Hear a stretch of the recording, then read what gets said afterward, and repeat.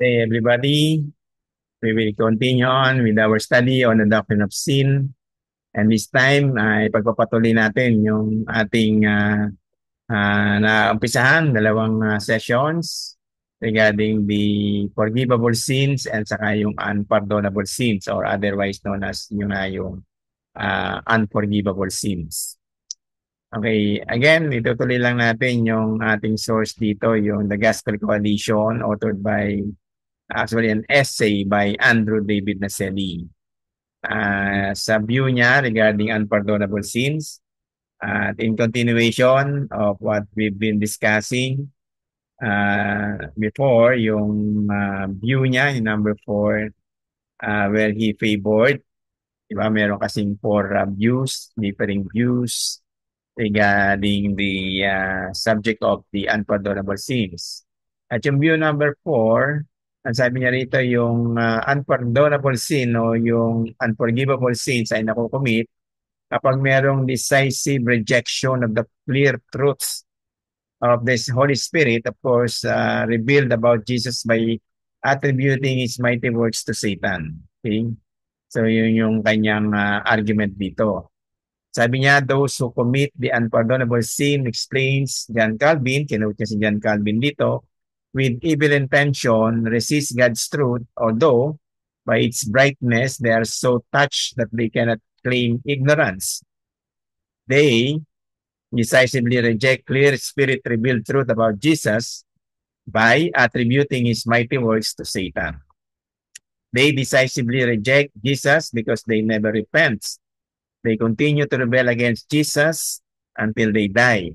Instead of submitting to who Jesus is and recognizing that the Spirit empowered Jesus' mighty works, they rebel against Jesus by declaring that Satan empowered his mighty works. So simply, meaning lang nito, yung ibig sabihin nito ay yun daw sin of unforgivable sin rather, yung unpardonable sin ay nakukumit lamang ng particular sinner, a person like us, kapag merong clear manifestation of the total rejection of the truth of the mighty works of the Holy Spirit in the life of our Lord Jesus Christ during his entire ministry, while he assumed the humanity and proclaim good news of salvation during his entire ministry on earth.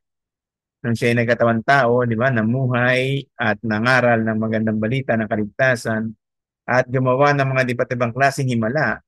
Jesus, manifesting the great works of God through miracles, ay kapag daw sinabi ng mga makasalanan na yung mga powers and miracles na ginawa ni Lord ay hindi galing sa power ng Holy Spirit. Instead, ito'y galing sa working of Satan o power of the devil, ay sila'y nakakapag-commit ng unpardonable sins o unforgivable sins. Okay? So, to continue, the unpardonable sin is not an accidental, impulsive, or unguarded slip of the tongue. It is deliberately repudiating, meaning ng repudiating means rejection or rejecting the truth about Jesus.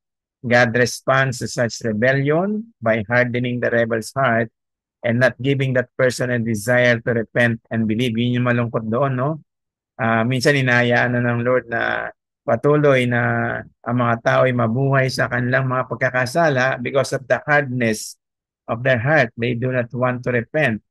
They do not even want to accept Jesus as their Lord and Savior. The clear manifestation of rejection to the gospel, yung gospel na pinapangaral ng ating Panginoong Hesus. For example nga, during His earthly ministry, ay patuloy na nire-reject ng mga tao. They are actually committing the unpardonable sin. At kapag yun nga, lalo na kapag hindi nga sila nakapag-repent at nakahingi ng nakaka-receive, naka-receive ng forgiveness ng ating Panginoon, at hindi sila nakapag-repent ng kanilang mga kasalanan, sila namatay, they died physically, ay nakakapag-commit na sila ng unpardonable sin. At sila, of course, ay napapahamak. The sin is unforgivable because God never enables that person to repent and believe. So this is a sin that only, of course, unbelievers can commit. Yung mga unbelievers daw, no, na hindi napatawad yung kanilang mga kasalanan, ay at nakapag-commit ng mga unpardonable sins, ay wala silang kaligtasan. Only God knows who is guilty of sin, of course, of this particular sin, yung unpardonable sin. It is impossible for a mere human to know with certainty rather, that a fellow human has committed the unpardonable sin and is thus beyond repentance. Many people who appear to have committed this sin later repent and believe. This sin can overlap with apostasy. Apostasy is decisively turning away from the faith. An apostate is a person who once claimed to be a Christian but has irreversibly abandoned and renounced Orthodox Christianity. Since some people who commit the unpardonable sin have never claimed to be Christ followers, they are not technically apostates. The Pharisees whom Jesus addressed, for example, were not apostates. They were on the brink of committing the unpardonable sin, but they did not claim to be Christ followers and then irreversibly abandon and renounce Christ and His teachings. Ang sabi lang dito ng author ay mayroon tinatawag na apostasy. And from my understanding, ang apostasy ay nakocommit lamang ng mga unbelievers at ang mga Christians, genuinely saved Christians o yung mga born again, regenerate Christians ay never makakommit ng apostasy. Ang apostasy yung renounce nila yung Christianity after na ma-receive nila yung katotohanan patungkol sa Diyos sa kanyang salita at maging sa proclamation of the gospel. They were enlightened by the gospel and then there are in fact claiming to be Christians, but in reality they are apostate and in reality they are not yet saved. Okay. So pwedeng makommit nila yung unpardonable sin because of their constant rejection of the truth about Jesus Christ and the power of the Holy Spirit. Maging yung mga Pharisees din daw, although they are not apostates because they are not claiming to be Christ followers, wala naman sila talagang profession para sabihin nila na sila yung mga Kristiyano talaga because they are continuously and blatantly rejecting Christ as their Messiah. So, hindi naman sila talaga apostates, but they are on the brink of committing the same sin, which is the unpardonable sin na dahil sa kanilang patuloy na pag-reject sa katotohanan na si Jesus Christ is the Son of God at si Jesus Christ talaga ay yung kanyang manifestation of the working of His miracles ay attributed talaga sa power ng Holy Spirit at hindi kay Satan. But those who commit the unpardonable sin are similar to the apostates in that they have resolutely rejected the truth and are beyond repentance. The faith of those who commit the unpardonable sin parallels the faith of the apostates in at least 3 passages on apostasy. Ito yung essence ng apostasy, yung manifestation na ang mga tao ay commit ng apostasy kapag meron daw nitong mga 3 categories na ito. One, taken from Hebrews chapter 6 verses 4 to 6. Nasabi roon, it is impossible to restore them again to repentance. One who has trampled underfoot the Son of God and has outraged the Spirit of grace. Nakikita rin yun sa Hebrews chapter 10 verse 29. There is sin that leads to death, sabi rin ng 1 John chapter 5 verse 16. In each of these 3 passages, notes Carson, si D.A. Carson ito, one of the co-author din siya ng The Gospel Coalition sa kanyang essay na ito. There is self-conscious perception of where the truth lies and the light shines and a willful turning away from it, just as with the unpardonable sin in the Synoptic Gospels, yung 3 Gospels, yung Matthew, Mark, and Luke. Okay. Yung author's perception regarding the unpardonable sin, sabi niya rito, author si David Naselli, sabi niya, those who have committed the unpardonable sin are not worried about it, okay, and they are hardened in their unbelief. So if you are worried that you have committed the unpardonable sin, that is a reliable sign that you have not committed it. Take note, if you are ashamed of your sin against God and then you have not committed the unpardonable sin.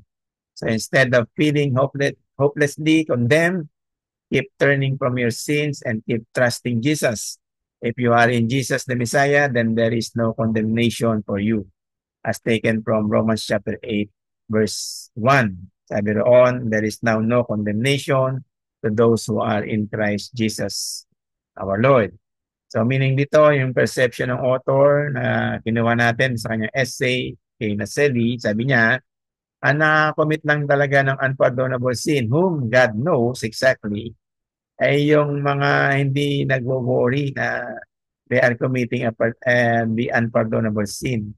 Those sinners who are sinning continuously without knowing that they are committing unpardonable sins, ay in fact they are the ones committing the unpardonable sins. Pero because they are hardened in their unbelief, in addition to that, because matigas na yung kanilang mga puso, hindi nila alam na sila ay nagkakasala na at sila ay patuloy na hindi tumatalima, no, sa kagustuhan ng Panginoon, at hindi nila alam na sila pala ay they're committing actually the unpardonable sins.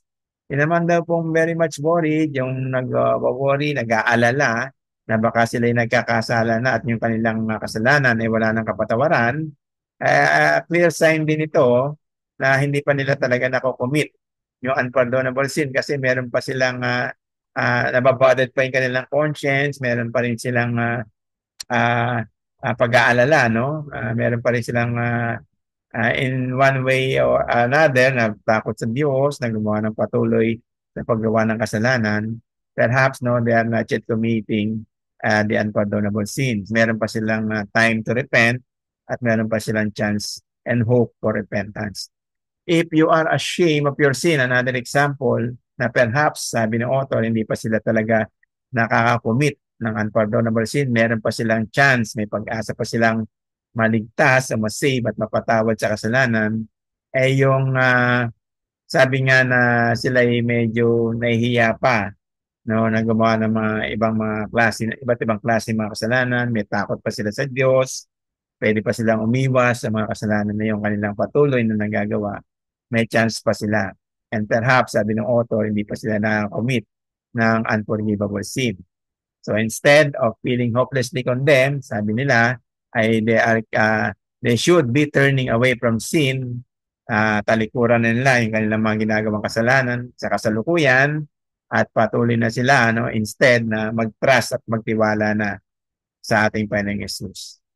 So if you are in Jesus the Messiah, if you are saved, regenerated, born again, at ikaw ay tunay at tiyak na may kaligtasan because of your faith in the Lord Jesus Christ, even you have surrendered actually your life to the Lord Jesus Christ completely, you have genuinely repented of your sins and asked for a forgiveness from your sins from our Lord Jesus Christ, from God Himself, then meron ka pang chance. And if you are being saved and regenerated by the power of the Holy Spirit, ay sabi ng Romans again, chapter 8, verse 1, those who are in Christ ay walang condemnation. You are saved and safe, no, in the hands of the Almighty God. So, hindi mo nako-commit yung unpardonable sin. So, next meeting natin, no, yung part number 24, tutuloy natin, no, yung mga different passages that would pertain, that would support this doctrine na nga, no, yung under the doctrine of sin, yung forgivable sin, saka yung unpardonable sin. At saka itutuloy na rin natin on our next meetings as we progress, yung what is the real meaning of blasphemy against the Holy Spirit. Kasi yung blasphemy against the Holy Spirit is one indicator and clear manifestation ng unpardonable sin. At yung mga iba pang mga klaseng mga kasalanan, as we conclude our discussion regarding the actual sins. And later on, ay tutuloy na natin, no, right away yung patungkol sa third classification, which is the penalty of sin and the status of sin. Okay? So once again, I would like to end my discussion with you with this episode number 23. And see you next time for the continuation of our study. God bless everybody and see you very, very soon. God bless and thank you once again.